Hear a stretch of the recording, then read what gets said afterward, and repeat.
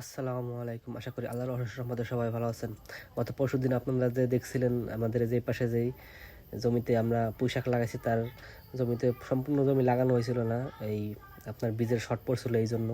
তো গতকালকে আবার বাজার থেকে বীজ আনা হয়েছে। এখন আজকে আবার লাগানো হবে এই জন্য প্রথমে নালি করে নিছি আর কি। আমাদের এদিকে বলে এটা বলে হলো আরহা আর কি। এটাতে নালি করা হয় প্রথমে, তারপর নালি করে লাগাইছে আর কি। আরও করা যাইতো, কিন্তু নালি করে করলে এটা আপনার নিড়ানোর জন্য সুবিধা হয়, এই জন্য আর কি করা হয়েছে।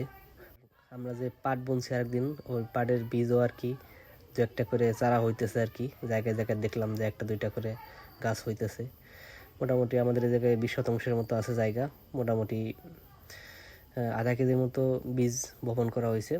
দেখা যাক, এখন মনে হইতেছে ভালোই আপনার মানে গাছ হবে আর কি। যাই হোক, দেখা যাক এটা ভবিষ্যতে কি হয়, এখন কিছু বলা যাইতেছে না। তবে আলহামদুলিল্লাহ ভালোই করতেছে, চারা হইতেছে আর কি আমাদের। তারপর যে এখন পুঁই শাকের ওই জায়গাতে পানি দেওয়া হইতেছে, ঠিক আছে। সম্পূর্ণ বীজ লাগানোর পরে বিকালের দিকে লাগানো শেষ হয়েছে, পরে এখন পানি দেওয়া হইতেছে।